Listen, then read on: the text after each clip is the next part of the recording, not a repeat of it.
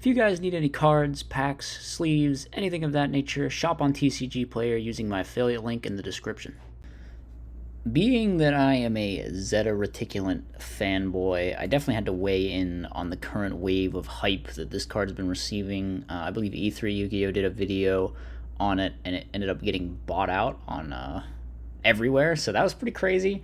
I've been a fan of this card for a long time. Some of my earliest videos are on like Zeta Reticulant decks. I had a couple builds, and I had a more current build.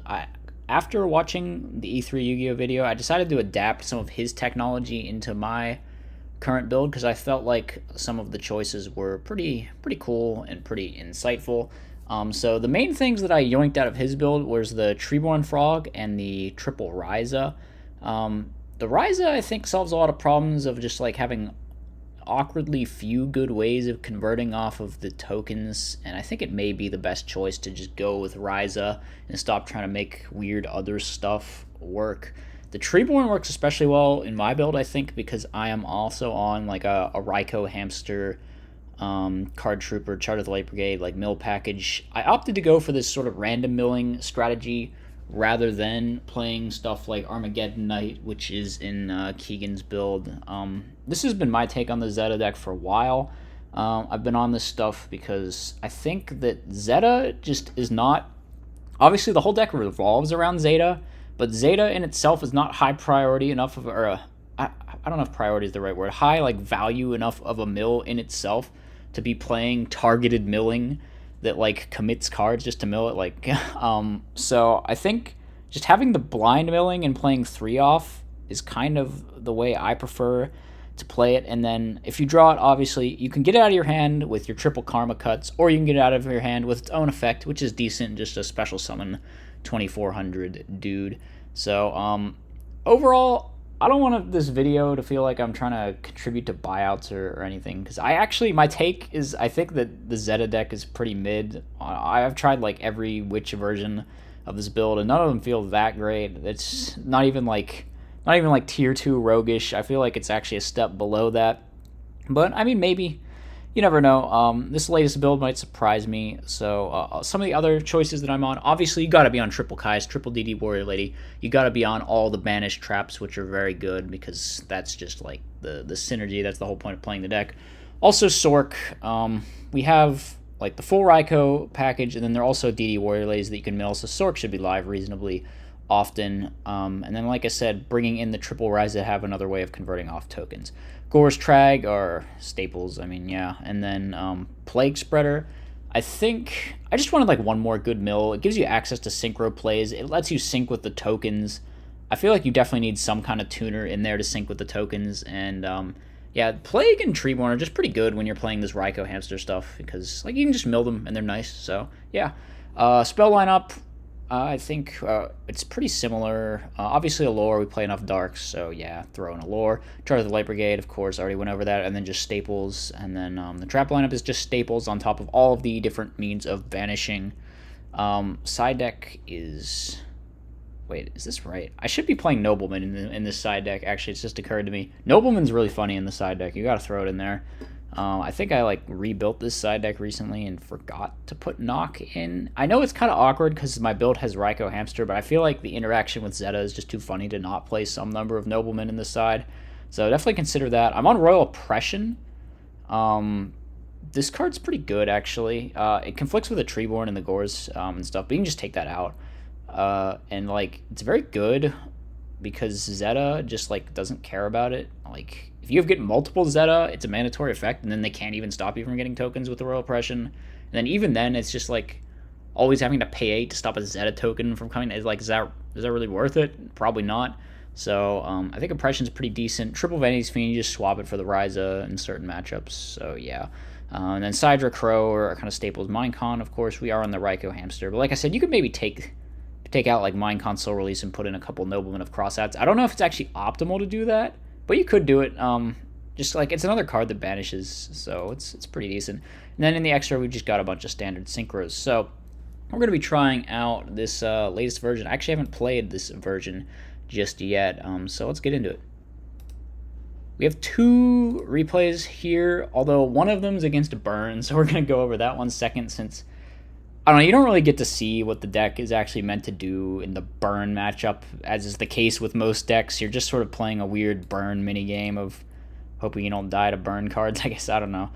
Here, I actually decided to banish the Zeta. Now, I felt like I just had too many ways of converting these Monarchs not to hold on to the Gores plus the Monarchs. And the Zeta is kind of dead in hand here. We don't have another Zeta in rotation. We don't have a Karma Cut, so probably better to just get rid of it. The opponent does a weird play where they pitch to special, and then they don't Ryza me. So I don't know why they didn't just normal summon. But we do get Ryza now. And they go in direct. We have the Gores. It's all good. I think we get shooted. We bring back the Treeborn. We go attack. And this ends up kind of awkward, actually, because I wish that I hadn't brought back the Treeborn at this point, since they have a Monarch. They could Monarch me, but fortunately for me, they do not. They just go hit over the Treeborn, bounce back. We do revive this again. I decided to just slam things on the board, because now even if they draw a Monarch, it's just not enough to contest my field.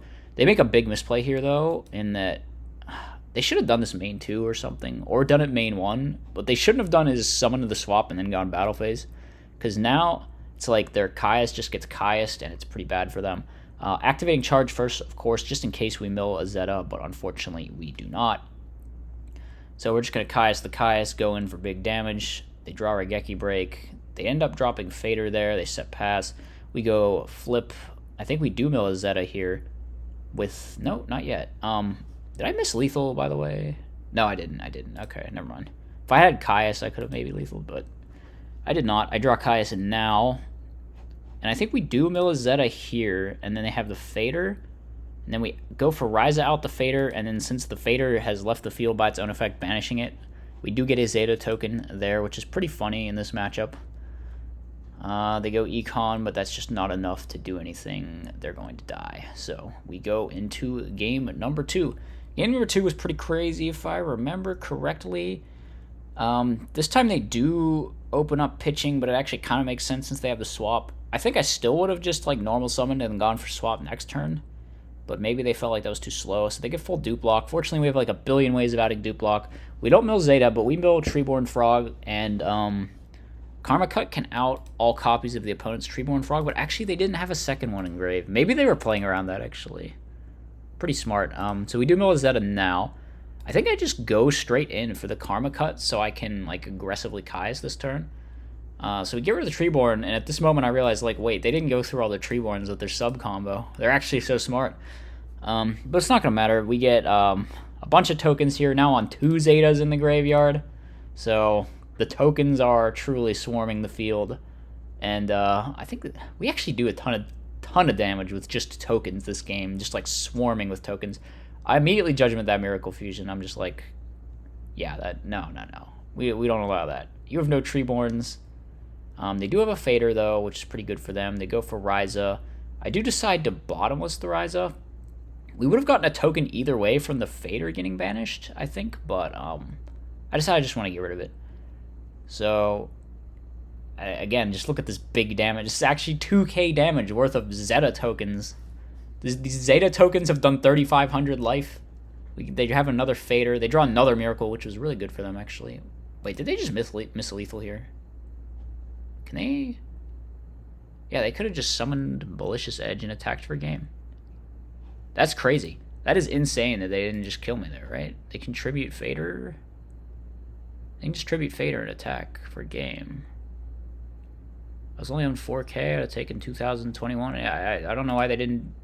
Maybe they just didn't see it. I mean, I'm guilty of that sometimes, just like missing lethal. I'm sure everyone's done it, but yeah. Here, we kill the Fader, get 2 more tokens, and then set Raikou. The tokens are just everywhere this game. Oh, man. So they go set 1 for 1. We pop it, and now we can go in for Stardust Dragon. We can go special out the Zeta, and then we banish the Ab-Zero. The Zeta should be Chainlink 1-2 since I'm turn player, and then Ab-Zero should be Chainlink 3, and we can just negate it with Stardust after we banished it with the DD War Lady, and then we go in for 24 direct, along with, of course, even more Zeta tokens. And that is going to be the end of that duel. Man, that was crazy. We really got to showcase just, like, how many tokens you can start to spam out if you get your stuff going. And it's definitely a nuisance. Like, even in themselves, they were kind of a nuisance this game. Obviously, you can attribute them for stuff, and we did do that, but we did like half their life points in damage with just all of the tokens we were summoning, and it was pretty crazy. So yeah, that was that match. Let's go into the burn game that I promised. So we're not really going to get to see a whole lot of Zeta stuff happening in here probably because it's burn. But whatever. The opponent goes first. I think we just go set. They set everything. We flip up hamster. We attack. We see dimension wall, which they actually fired this little preemptively, I think. I mean, he really dimension walling a hamster? That seems odd to me. Here we go in. We mill our storm, which is like... Storm's not fantastic, but it's not terrible. And I think they should be able to win this game with what they have. They've got a ton of draw cards. They got chain strike. They kind of got everything they want. We're just hitting with hamster every turn, but the longer the game goes, the more chances they have. The more complicated the game state gets, just like the worse it gets for me against burn probably. And yeah, they resolve a big chain, do a ton of damage, draw a billion cards. And we can't really win this turn unless we mill a Zeta, I think was the thinking there. There might have been a path. I don't know if there's actually a path to lethal if I milled Zeta. Let's see. I could have specialed out Zeta and then Kai's their thing for 1,000. Yeah, we actually had a lethal line there, I think, if we did mill Zeta, but we didn't mill Zeta. So I think we scooped it up just assuming they've got like 18 cards in their hand, so we're just super dead. Obviously, we brought in the Dust Tornadoes, very good in this situation. Just end phase hitting the Jar of Greed. We go in. Don't have a lot to poke with right now, unfortunately. We do bring out the Vanity's Fiend, which is very good, shutting down all of the tokens and the battle faders and stuff. So here they're going to set everything. We go for the Raikou. Unfortunately, I don't think we ever got like lucky with Raikou, like one time. It's actually crazy. I flipped Raikou like a billion times against this deck and never hit anything that wasn't chainable. Truly tragic. I know the chances aren't great, but you'd think I would occasionally luck out. So I made a misplay here. I should have just set the other Raikou because now I'm going to have to wait even longer. Whereas I could have Raikou Kai's to next turn if I had just straight away done it. Fortunately, we are going to have a ton of damage here. And then they're under Reckless, and their hand just doesn't do enough. Like, they can't stay alive, so they just have to scoop. We do see they were on Heavy Storm there, though. That's interesting. I kind of just played like they didn't have it the entire time. So it's abundantly clear this set is Morphing Jar in game number 3. We go for the Storm. And they chain Secret Barrel. And then we set DD Warrior Lady, set 2. And then they flipped the Morphing Jar that we know is there. I decided Torrential just to clear the Cyber Valley, which I think was probably correct. Or it was correct until we drew this Mind Control. Now we feel stupid. Okay, so they're going to draw a bunch of cards. I could have Solemned this Accumulated Fortune, and then they would have 4 less cards in their hand. Maybe should have Solemned that Accumulated Fortune. Probably should have Solemned that Accumulated Fortune. It's weird, like, Solemn in this matchup, it's like, do you take it out? But it's one of the cards that does interact with them. So, but you feel like you only want to use it on the very last thing. So I'm not sure. Maybe it would have been fine if the Solemn hadn't gotten spaced like this. We take a bunch of damage to burn cards. We mill. And then we go set. We in-phase Dust. We bring out another Raikou. Here we Mind Control a token, and then we make Android, which is kind of the bane of burn decks' existences in this format, given that we're just going to be gaining 8 every end phase for no reason at all. I accidentally flipped my Mind Crush, forgetting that I can't activate that with no cards in hand, so pretty bad. Should have maybe just held on to the DD Warrior Lady or something. I don't know. Because we were going to call Dimension Wall, and they actually had like 2 of them in their hand. Oh man, that would have been so good. That would have been so good. But we are gaining 6 every turn. Being careful with the monsters that we attack with. We flip the Raikou. I probably hit something, yeah, that was chainable again. Feels bad. We do take a ton of damage, so we got to play it safe and hope we can hold on with this magical android. I Mind Crushed Just Desserts there. They had 2 of them left in their deck, and it would basically be the end of me, but we see they don't have it. We just gain 6 more. They go Legacy of Yada. They have 2 cards that don't do anything under Vanity's Fiend. Here, I think, okay, we gain 6.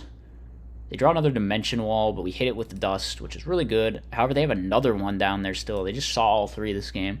They end up making a mistake here, and that they dimension wall now, and then they try to T-roar after I already attacked with DD Warrior Lady, which is of course not a legal move in Edison format. So we end up just hitting in direct with the Vanity's Fiend and winning the duel right there. So that was the Zeta games. Like I said, you didn't really get to see any Zeta stuff in the burn match, but I figured I'd just tack it on as a bonus clip. The Zeta stuff definitely went hard and went crazy in the frog match, though, which is why we showed that one off first. Hope you guys enjoyed. Be sure to let me know what you thought in the comments section. I will see you in the next one. As always, be sure to like, comment, and subscribe. Furthermore, if you enjoy my content, you should think about becoming a channel member. You get access to tons of bonus content, and it's a great way to help support the channel.